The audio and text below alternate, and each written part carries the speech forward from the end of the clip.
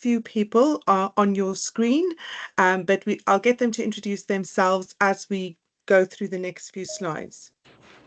So just to say, you are not able to speak, but please feel free to use the chat function throughout the webinar if you want to post questions.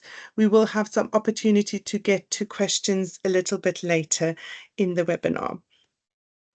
So today we are going to cover the respective schemes, but first of all, we will talk overall about the schemes. Very important, as I've mentioned, these schemes are fully funded by NHS England, and they are delivered in collaboration between London South Bank University and King's College London. So we will speak to the respective three schemes. First, the internship, the pre-doctoral and the post-doctoral scheme. They are slightly different in terms of their application process and, of course, the admission criteria. So please listen through the scheme details first. And if you have any questions, then please feel free to put them in the chat. We will be recording this, and this recording will be available for you to view afterwards as well. There will be also contact details for you to contact the respective scheme leads if you have any further questions that we haven't addressed. As I've mentioned, we will provide an overview of the three schemes. I've also mentioned that they are run in collaboration between London South Bank University and King's College, and they are open for all nurses, midwives, allied health professionals and pharmacists in the London region, particularly individuals that are interested in becoming clinical academics. So there are 10 places on each scheme, and they are available, and we're going to talk about the dates towards the end as well.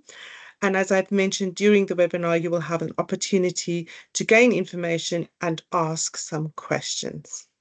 So let me hand over to the team. First of all, I am Adéle Stewart-Lord. I'm Associate Dean for Research and Enterprise at London South Bank University, but I'm the overall scheme lead, working in collaboration with NHS England. And then there's someone else that I'm just going to introduce, and that is Tina Nicholson. She's very important, our scheme administrator. Tina, if you want to give a wave to everyone there, just to make sure they know who you are, but her contact details, she's going to put lots of information in the chat as well, Tina, in terms of admission, and you are welcome to contact her if you have any questions. I'm now going to hand over just to Jenny to introduce herself as the NHS England lead, please. Thank you, Adéle. Hello, everyone, and welcome to the webinar today. My name is Jenny Ekstrom. I am Deputy Head of Clinical Education Transformation at NHS England for the London region. And as Adéle has said, we manage the programme and the contract and fund the programmes for London. And I'm delighted you could join us today. Thank you, Jenny. And I'm going to hand over next to Louise, please. Yep, absolutely. Welcome, everybody. Very good to see such a large turnout for our webinar. So I'm Louise Rose. I'm a Professor and Research Division Head at King's College London in the Nursing, Midwifery and Palliative Care faculty. So I co-lead the programme with Adéle, and I'm also responsible for the pre-doc scheme within the programme. Thank you, Louise. Leslie. Thank you, Adéle. So welcome, everyone. So I'm Leslie Bailey, Professor of Research at London South Bank University. My specific role is leading the research internship scheme. Thank you, Leslie. Over to Suzanne. Hello, everybody. Good afternoon. My name's Suzanne Bench, and I'm Professor of Critical Care Nursing at London South Bank University, and I have my substantive post as Director of Nursing for Nurse and Midwife-led research at Guy's and St Thomas's NHS Foundation Trust. And I co-lead the postdoctoral bridging scheme along with my colleague who can't be here today, Professor Ben Thomas, who's a Professor of Mental Health and Learning Disabilities at London South Bank University. Nice to see so many of you here. Thank you, Suzanne. Okay, I'm going to start off with the internship scheme, and I'm going to hand over to Leslie to talk through the respective slides. Leslie, please just feel free to say next slide when you're ready to move on. Thank you. I will. Thanks, Adéle. I think there was a slide before this one, actually. Could you just go back? Oh, apologies. No problems at all. Okay, so the internship scheme is really designed to provide interns with a starting point on a clinical academic career pathway. It aims to provide healthcare professionals with the requisite skills, knowledge and competence to enable access to postgraduate research programs in London. We have 10 places available. There are 360 study hours, and these are over 2 days per week or equivalent, so that can be worked out flexibly with your NHS trust. And this includes time for workshops, which we lead from the university, some face-to-face and some on Teams. Clinical academic mentorship is a really important part of the internship as well, and self-directed learning and work-based learning. There is a £5,000 per awardee to the NHS Trust, so that goes to the Trust as a learning grant contribution. Next slide, please.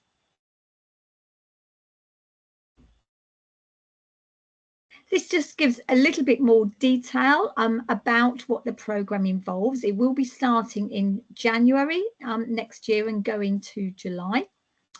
There are 24 hours of workshops, and the topics include research design, methods, analysis, searching for evidence, literature reviews, important aspects such as research governance, also quality improvement, patient and public involvement.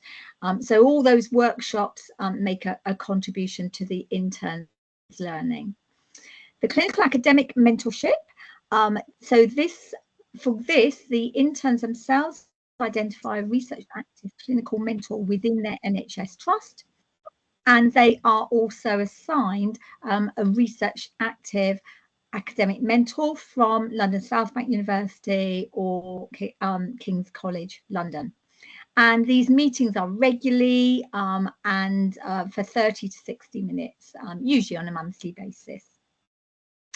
So as you can see, the largest part of this programme is for the self-directed learning activities and for the work-based placement. So the self-directed activities are actually the interns themselves developing their own research knowledge and understanding through reading, online resources, sessions that they might access through various different sources. Now, the work-based placement is obviously the largest part, and that's really important. That gives the interns the opportunity to organise activities based mostly within their NHS trust.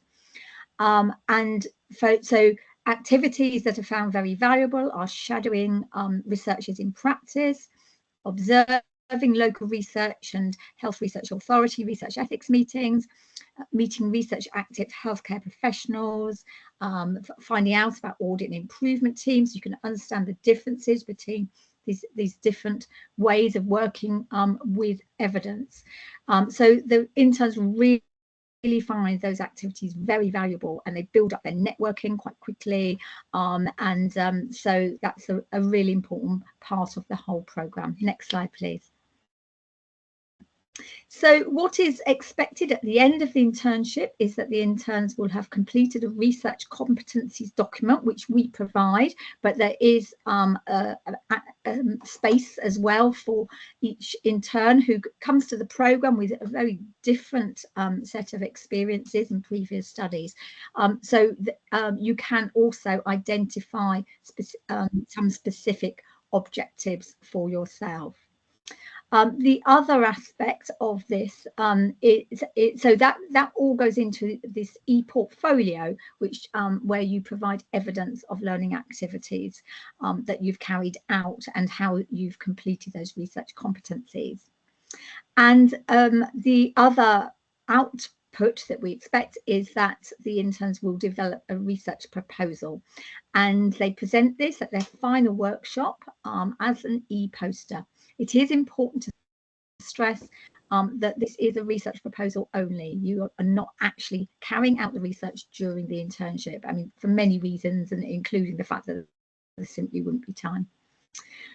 Now, while the internship itself is not academically accredited, there is an opportunity to get academic credit for the learning.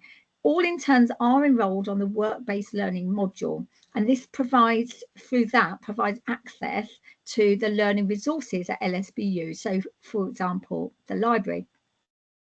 If interns wish to, they can submit a portfolio of learning and a 2,500-word critical reflection for assessment, and that leads them to gain 20 master's level credits.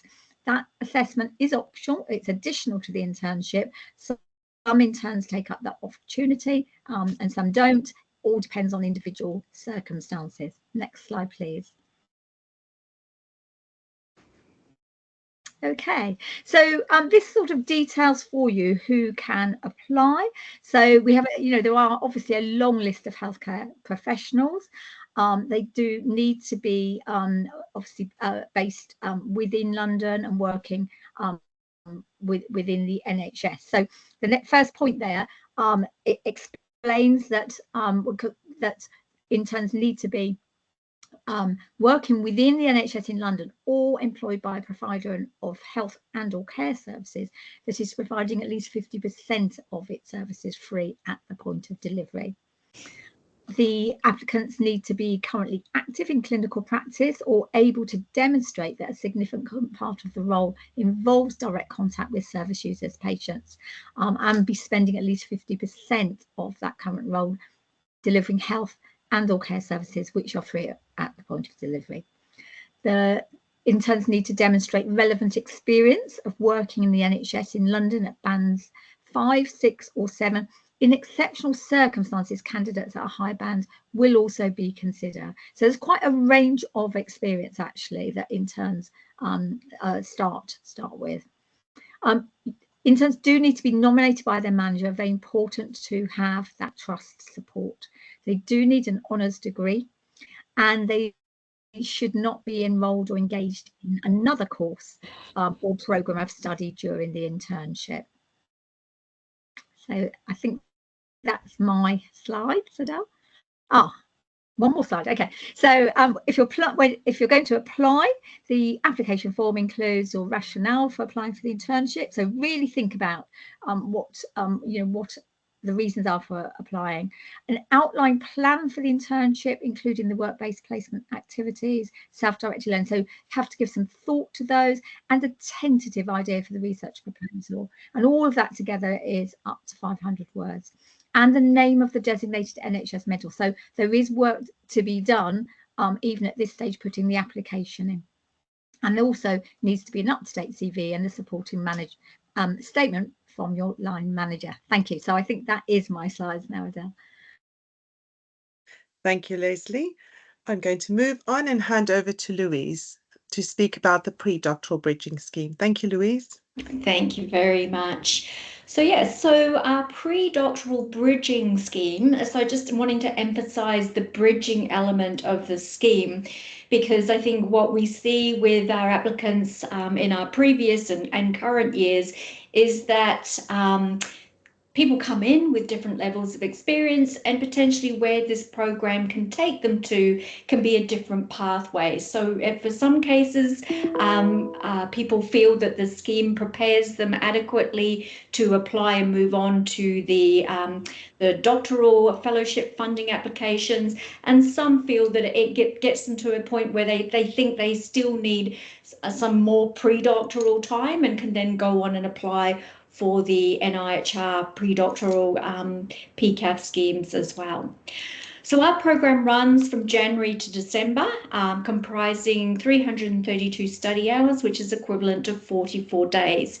Again, it is flexibly in agreement with your NHS organisation, and also to stress that as Adele indicated, there is £5,000 that goes to your organisation, but this is not backfill for your time. And so we need to be very clear, and that's why it's very important to have discussed this with your line managers and have a letter of approval, that they realise that you are doing these schemes and need to be given the time release to do it, but they are not going to be receiving salary backfill to be able to enable you to do it.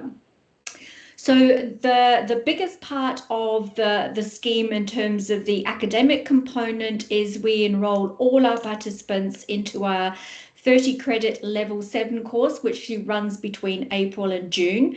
And so this course is called PhD Funding Proposal Development in Healthcare Research. And it is really specifically tailored at how to make yourself successful as a candidate to the NIHR or equivalent PhD fellowship applications. So again, this course has been running for several years now. It's not specific to our pre-doctoral scheme. There are other people that take the course, whether it be part of their master's program or as a standalone credit course.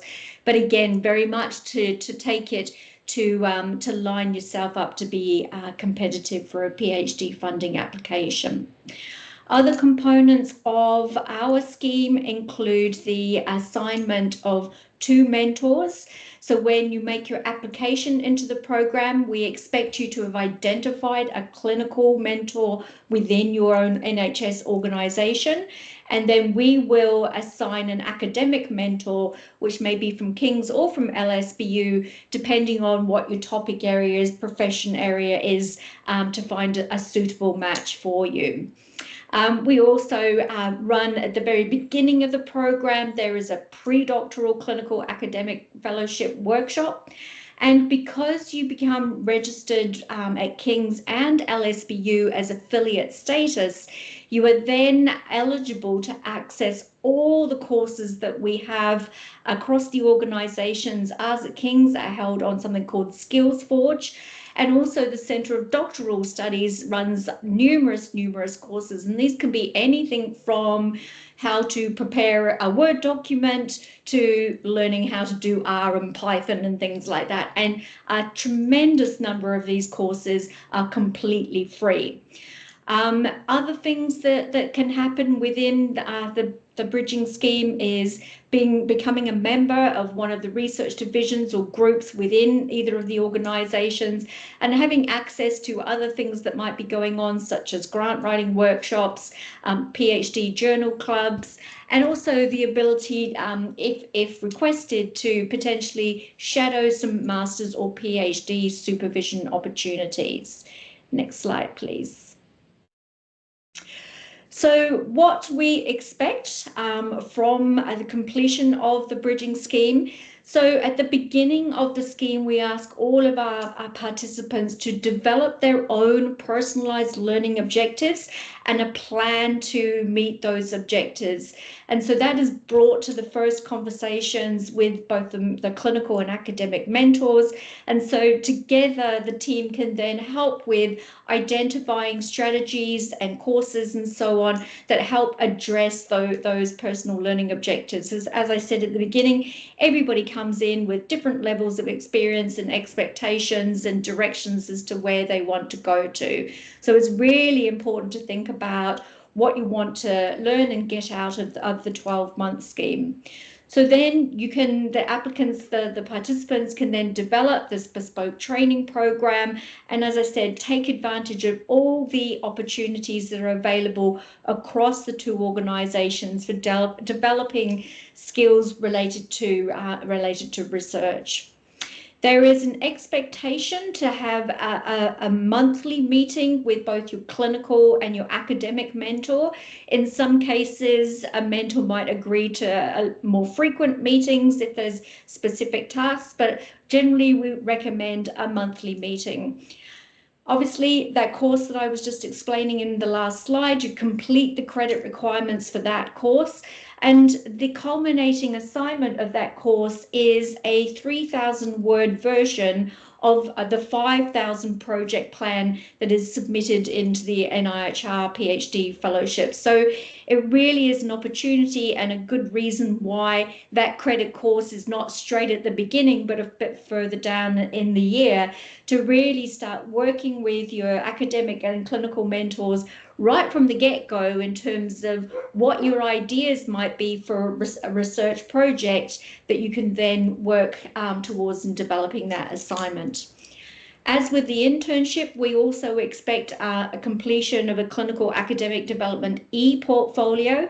So again, this is adult learning, and this is very self-directed. And so anything that a participant in the scheme feels they want to pop into that in terms of demonstrating their learning and development would be put into that portfolio. And we do also offer the opportunity to present research ideas at a corresponding research division or group across the two organisations. Next slide, please.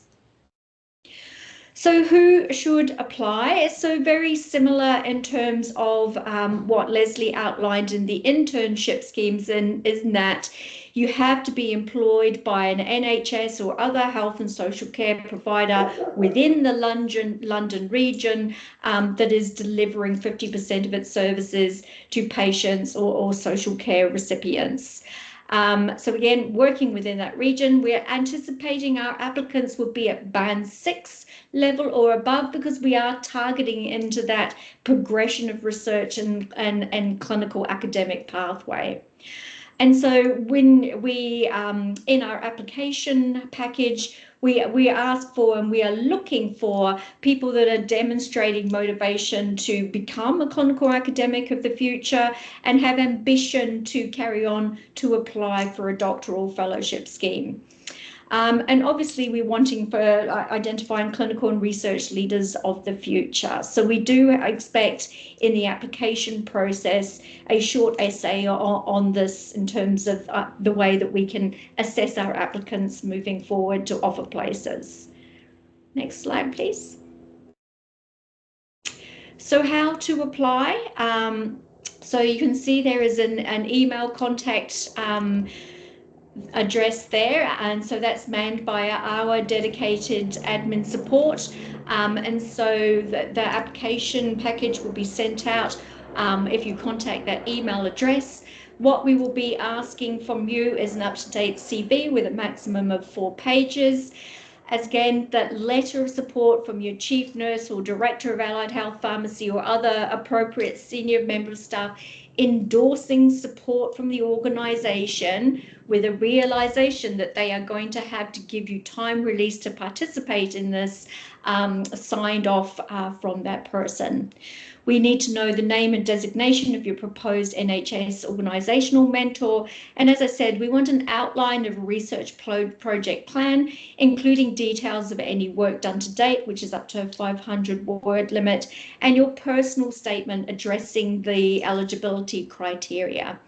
And so we will be opening up our applications. The webinar is our launch of ability to apply for these programs, and we'll be closing in early September. And we've tried to align the closing for all of the schemes so that we can make decisions and allocate places across the schemes.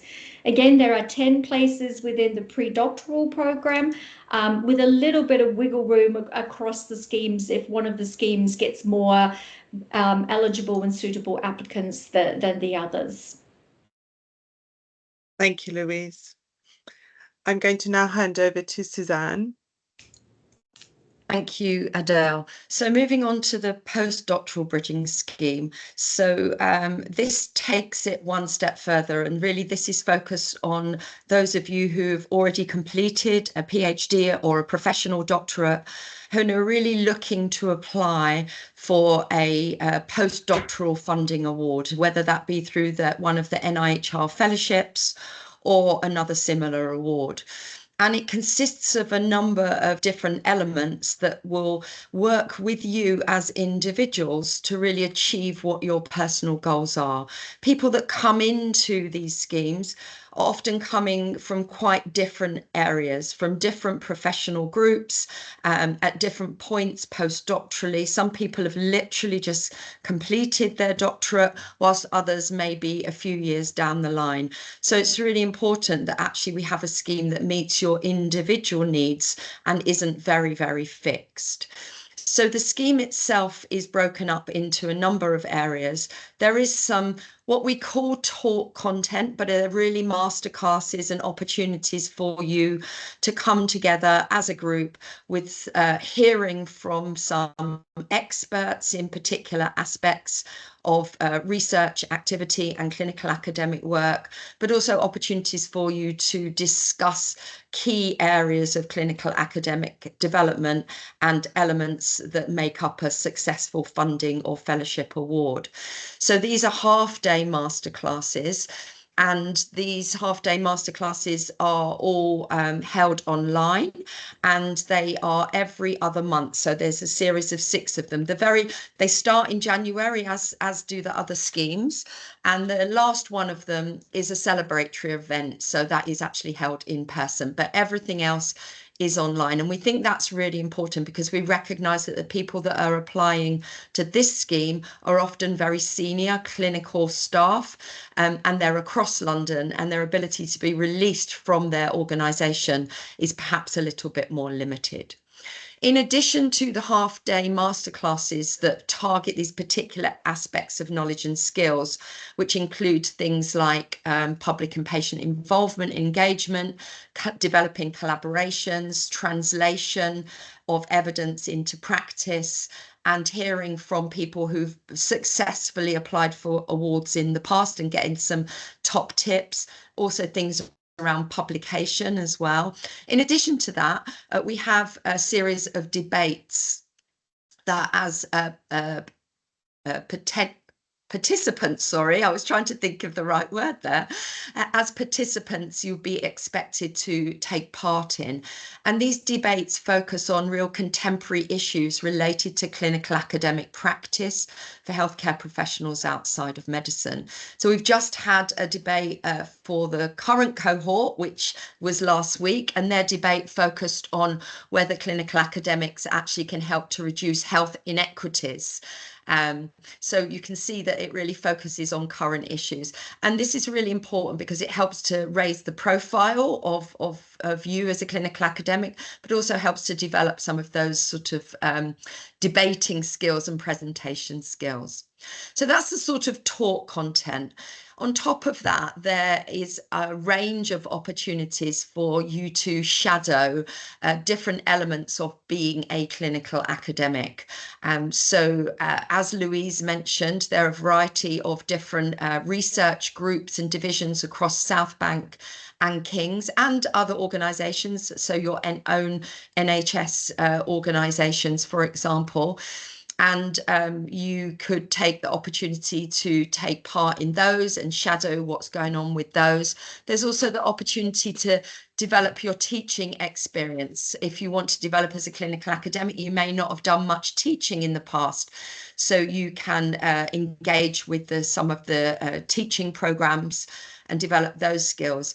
And quite a lot of our post-doctoral bridging participants really value the opportunity to shadow PhD supervision and join in some of the PhD supervision teams, but some of the other activities around supporting early careers for research active staff, such as looking at ethical reviews, doing systematic review approvals, etc. So this is very broad because it really very much depends on where you're coming from, what your needs are.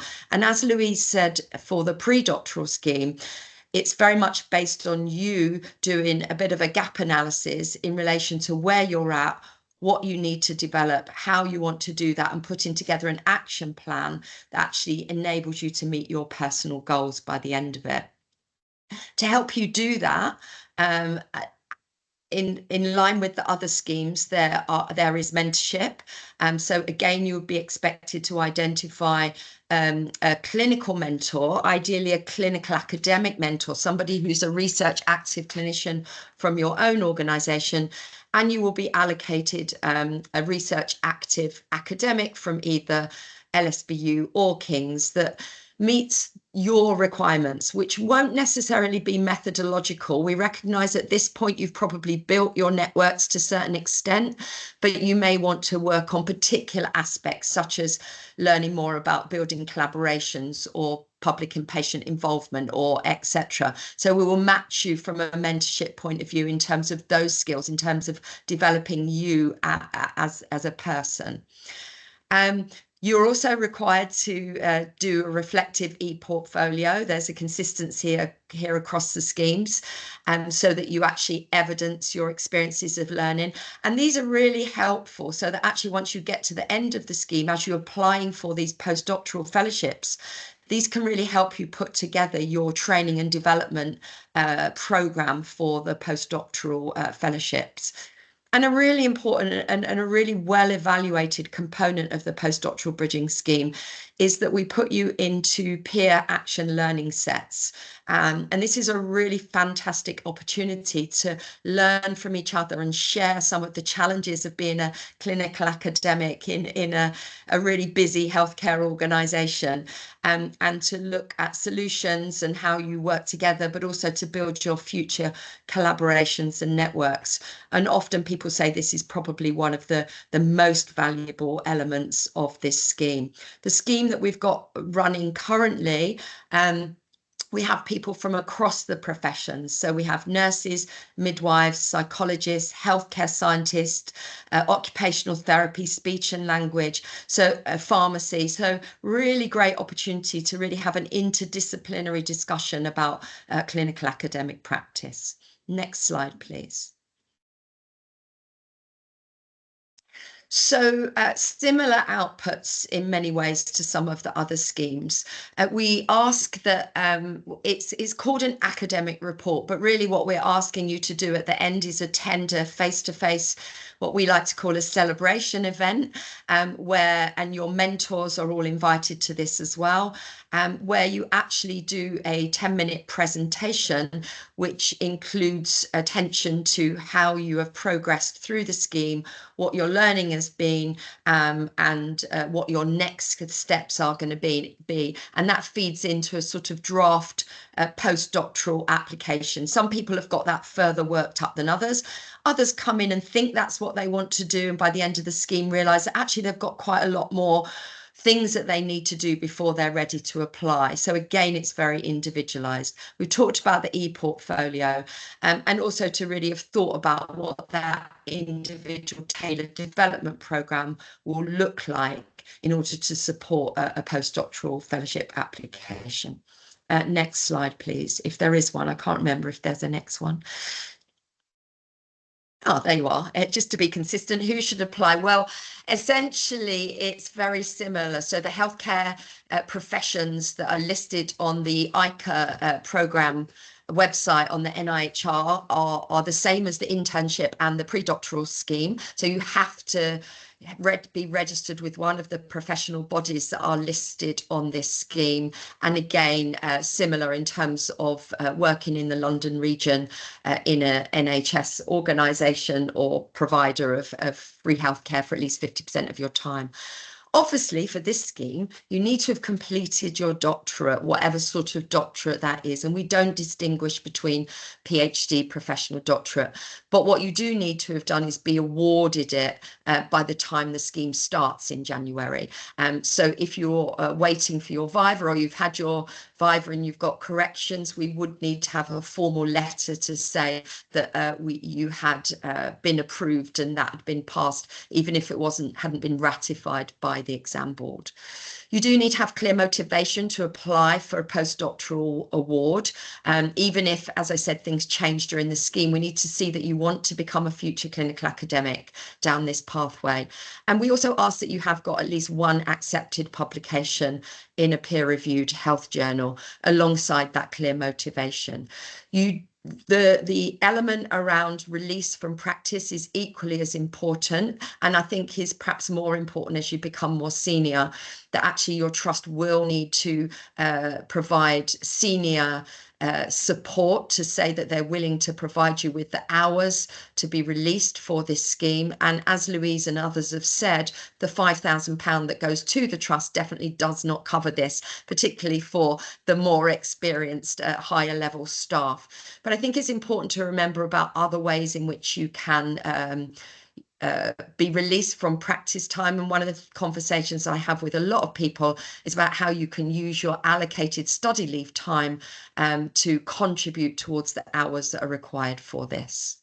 The final thing I want to say is it is eligible, as Leslie talked about, for an optional academic credits through the work-based learning scheme, but we do recognise that many people at this point, that's not so important to them. But if it's something that you wanted, then you would also be eligible to apply for the 20 academic credits if you complete the requirements. Thank you, Adele. There's one more slide on Oh, how there's to one more apply. slide. Goodness me. I think I've covered that. Covered and it's all of that. essentially Okay. much the same as the others. So I think, yeah, I don't Okay. think I really need to go through that. Thanks. And in terms of how to apply for all three schemes as well, everyone, please note, I think Tina has put in the chat, and Tina, you might want to put it again in the chat, the specific links for the internship and postdoc applications, which are open from today as well, with all the details that you might have heard about today, but the links for you to apply for those respective schemes as well.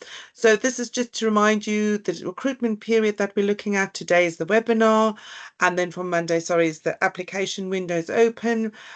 We're hoping to invite you for interview if you're successful at application, of course, after shortlisting during those periods, 30 September to 11 October, with interviewing take place middle of October.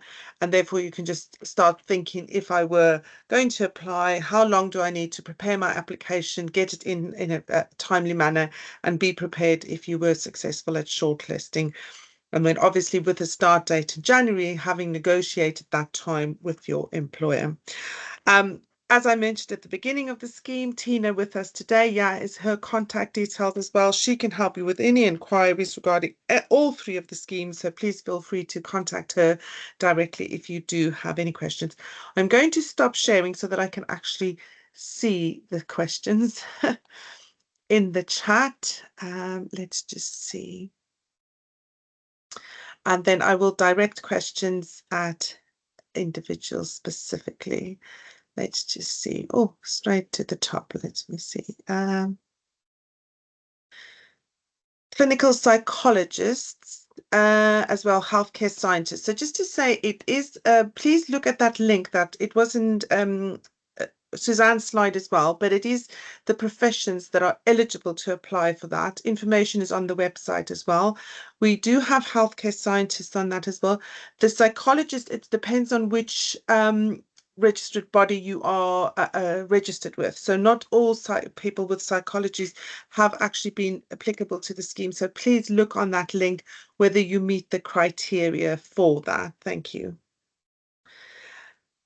Can a lecturer apply? A lecturer can only apply if they are employed 50% within the NHS as well. So if they have a joint appointment with the NHS Trust and they're actually appointed 50% in both, then they are eligible to apply for the scheme. Band 4's automatically not considered. Again, it depends. If you're applying for the internship scheme, then of course it depends on your previous experience will be considered for that. So I'm not saying a definite no for band 4's. It's very individual for those. I see, Leslie, thank you. You have replied to some of those. So I'm going to skip the ones you replied to in the chat. Thank you very much. The links are in there. Thank you, Tina. Is the postdoc scheme for 1 year and how many hours will it require?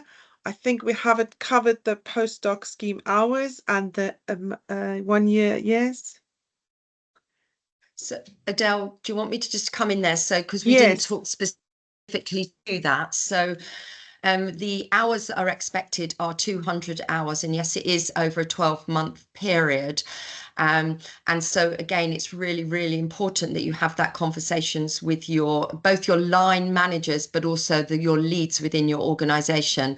And we would absolutely be requiring a letter of support from your leads to say that they understand this and they're willing to release you for that period of time, some of which will be for the masterclasses, but the predominant number of hours obviously are going to be the self-directed work, the peer action learning sets, etc. There was a question from Sally regarding applying but not particularly sure about their project. So Sally, I'm not sure which course, but just to say for the internship, no, you might develop your project idea in the internship. For the pre-doctoral, Louise, please step in, but my understanding is they do need to have a very clear idea of what they want to do for that. Is that correct? Okay. You're on mute, Louise.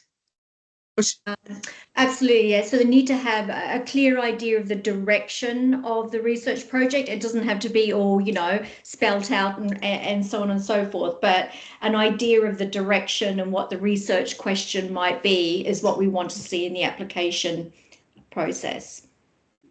And can I come in for the postdoc, Adele? Yes, please do. Because obviously for the postdoc, many people have completed a PhD and some people want to continue down with that same area. Others will want to move away. But really what we're looking for in that is to understand what your needs are and where you want to go. So you don't need to focus too much on writing a project proposal. It's more about understanding what you want out of the scheme and your progression and how you're going to get there. You might talk a bit about the project and your project direction, but it doesn't have to be all around that. Thank you. There's a question around our figure for acceptance rate. So I think all I can say in relation to that, there's 10 places on each. We try to fill all the places.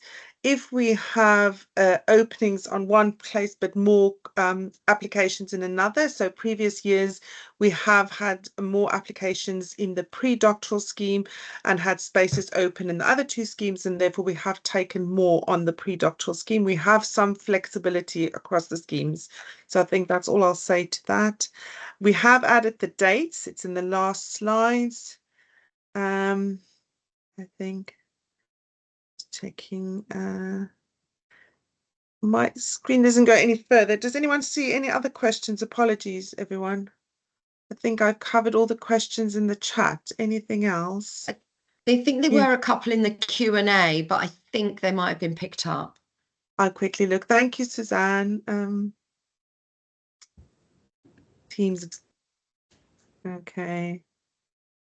Okay, she asked about how the 200 hours are required in the postdoc scheme. I think you've mentioned for 12 months in the master classes. So you have spoken to that. Thank you very much.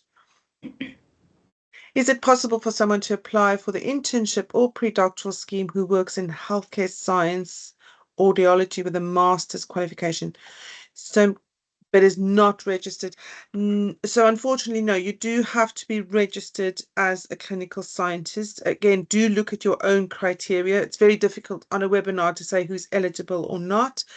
But in terms of having a master's, we typically think that the internship should not be someone with a master's. We have in the past had master's applications in the internship, so it's not a definite no, but it's really that internship. Leslie, I don't know if you want to say something. Yeah, is really designed for people that are actually developing research skills very early in their career. You're on mute. Sorry, Leslie. I think again it's quite individual really, because certainly we have had some people with masters, and I think particularly it's where their actual registration qualification has been a master's, and they may actually have not done very much research during that at all. So and perhaps didn't really do a dissertation that in was sort of very research focused necessarily. So it is quite individual. For some people it after discussion they do still feel that it's the right path for them. So yes, there was another follow on to that question, Adele, which said many audiologist did the old undergraduate degree, which results in registration as a hearing aid dispenser or clinical physiologist. So I'm again, there are so many different professions, and but I mean, I'm assuming if that is a registered professional with a professional body, then yes, that meets the requirements. I don't know if Adele or any want to say anything. Again, I would recommend people actually go and have a look at the link to see which registered bodies, because we're not able to talk to all the professional bodies, but it does give you very clear guidance online. I'm just looking at that question. Sorry, my understanding was the person's not registered, but maybe that's someone else. Apologies. They're all grouped together. I see the chats. There was a subsequent question around without having a degree. Thank you, Tina. I think you have responded to that, saying people do need a degree. I think there was a follow-on question from my response as well, actually, about will experience count if the applicant doesn't have an honours degree? No, typically not, because they will still have to be registered with the professional body. If they're registered with a professional body without an honours degree, then typically they would have had the experience to that level. So that's very individual. Again, I would encourage people that meet the registration criteria with a professional body that might have trained before the honours degree minimum criteria to actually get in touch with us, and we can look at those individually as well. Suzanne, you might come in there. Was that on I was just going to say, really, the requirement is for an honours degree, because that's the starting point of the NIHR pathway. You would not be eligible to apply for other NIHR funding without that degree, and therefore we would be setting you up to fail. So you do need to have a degree qualification to start on the process. Okay, there was one more in the chat. I said, is being concurrently enrolled on a course of the study rule you out acceptance? Yes, we typically want people that are not currently on another course for these schemes, as they are intense as it is, and being released from clinical work is required as well. Any further chats or questions? Just looking at the other one. Well, I think that was very detailed then. As mentioned previously, I'm just checking. As mentioned previously, we have recorded this, so you will have access to the recording. And as we've recorded it and put it together, I would just like to, at this point in time, say a very big thank you to Danny. In the background there, we didn't introduce you, Danny, but we are very grateful for your assistance. There's Danny, and I love his background always. Thank you, Danny, for putting it all together and making it successful. So we greatly value your input, and Danny helps us with the debates as well. So a big thank you from the team to Danny for being with us today and making sure everything is running smoothly. Thank you, Danny, so much for that. Adele, I just saw another question. I don't think. Sorry, thank you. Yeah, it says, I've just seen in the link that you need to have completed your PhD within 5 years in order to apply for the postdoc. Is that essential? My PhD was longer ago than that, but I'm hoping to return to academic pathways after a break where I've been focused on clinical practice. So I was just typing a reply in the chat actually, but I'll just say briefly, that was the original NIHR requirements, but we have had long conversations, and there's been a realization that actually, just as you say, many clinicians have done their PhD, a doctorate, gone back into practice and really haven't had the opportunity. So we waive that requirement to a certain extent, but I think you do need to be aware that actually if you're too far down the pathway and you've got a lot of experience already, maybe some of what's on the scheme may not be appropriate for you. So I think it's really thinking about what it is you want from the scheme and how that will fit your needs. Notice there's another question from pharmacists, band 6 and 7. Do a postgrad diploma. If you start the diploma in September while we do the application, can hold if our place is accepted in one of the schemes. Sorry, I'm not following the question. Anyone else able to follow the question better?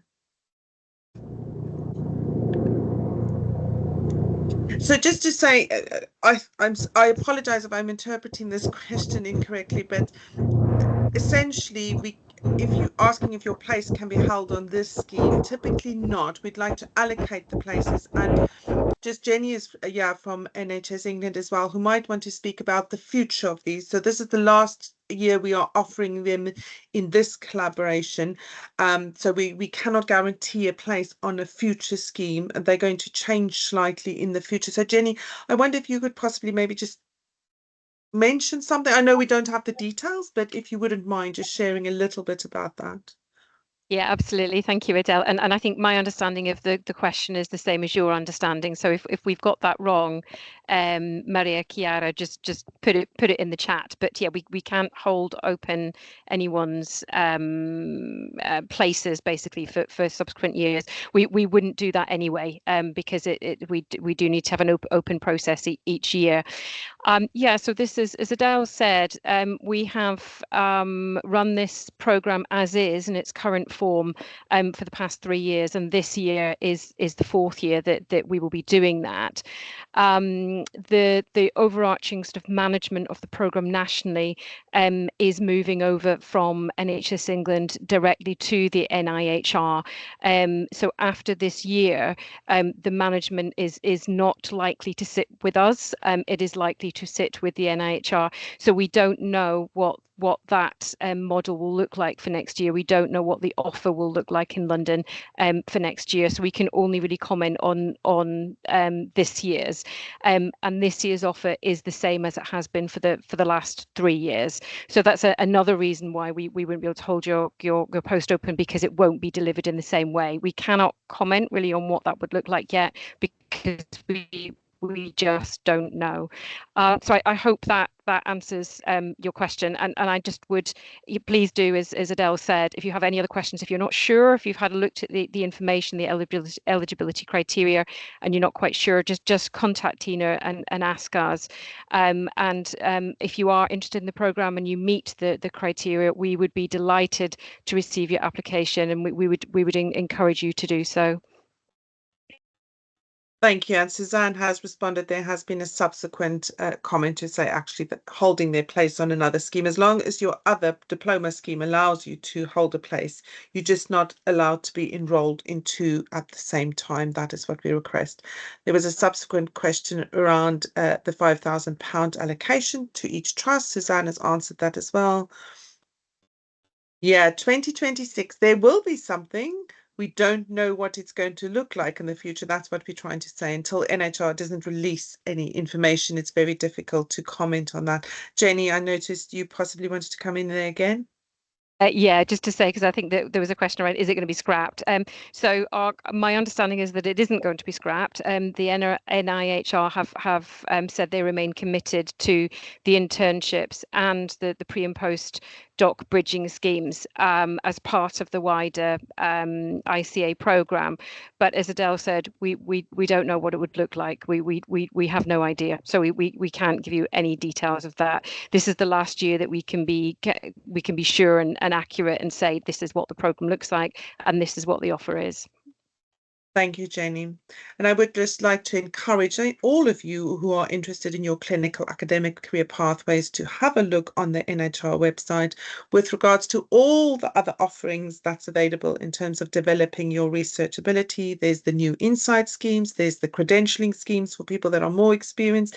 There's all, as Louise mentioned, the PCAF and DCAF schemes. So many different schemes with all different criteria directed at different individuals at different parts of your career pathway. We would like you to encourage you to be engaged in something that is suitable for you. But today we're only able to speak to this scheme. That is what this webinar is about as well. So I would firstly, I note no more questions. So I'm going to firstly just thank the team for being here today and for always delivering on time and being positively engaged in the delivery. Thank you, everyone. Thank you for our participants that have been engaged. And as I said, Jenny, apologies, Tina will be sending this out to people who have actually attended as well. Yes, just to say, sorry, in terms of NHR, the schemes, NHR schemes are very competitive. So yeah, I think people, but I'm not really able to speak to the NHR schemes at this point in time. I think today's webinar is just about this particular schemes. Thank you. So I'm going to end there. Any final comments from anyone on the panel today? No, just looking forward to lots of great applications. Yeah, I can't wait. Yes, thank you so much. So I will thank you all for attending today. I want to thank the panel, and I wish you all a really good afternoon. Enjoy the sunshine out there. Thank you, everyone. Take care. Thank you.